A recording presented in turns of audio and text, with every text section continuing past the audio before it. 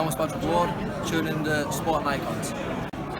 Well, so the lockdown upsets tend to continue with Mauricio Lara knocking out Josh Warrington in round number 9. And to be honest with you, I'm not too sure what was up with Josh. I know the Sky Sports team were a little bit against Josh Warrington. I thought that he did actually win the first couple of rounds. The way Sky Sports were talking, he didn't.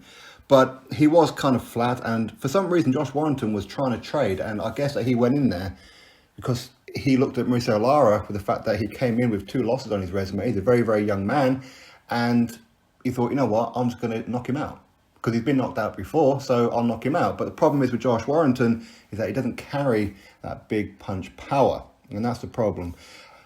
Is it also a problem the fact that he was out of the ring for well over a year? Was it 15 months?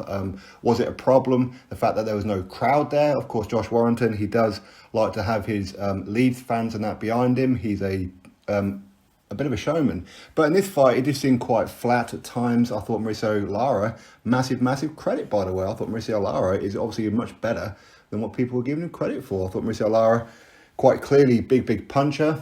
Heard that Emmanuel Neverate, the WBO champion, saying that he's probably the biggest puncher, the hardest puncher that he's ever been in the ring with, inspiring in that. Josh Warrington, he's always shown a very good chin before, but it kind of really fell to pieces, I think, because a couple of reasons. Number one, the fact that Josh Warrington was trying to trade. Number two, it's like he forgot his defense, and he was getting hit flush by quite some big shots, and you could hear them through the broadcast. And then in round number 4, that's pretty much where it all went wrong. And to be honest with you, when Lara hurt Warrington and Warrington's going backwards into the ropes and he's unloading and then catches Warrington with a big left, then he goes down and you can see he's out. He's struggling to get to his feet. He's walking backwards. His legs are all over the place. And then the referee is giving him an 8. And says, are you okay to continue? Well, of course he wasn't okay to continue. That fight should have been stopped at that point, okay? But it was unnecessary punishment that Josh Warrington took there on after. He went another, 4.5 rounds of getting big shots. And ultimately, he knocked out cold in round number 9 to the point where he needed medical attention. I do think Warrington done okay in this fight. Don't get me wrong. It wasn't a one-sided beatdown, not at all. But I think that knockdown just totally took the sails out of Josh Warrington. I think his confidence just went. I don't know whether or not he overlooked his opponent, but clearly his opponent is much better, as I said before, than a lot of people thought, really.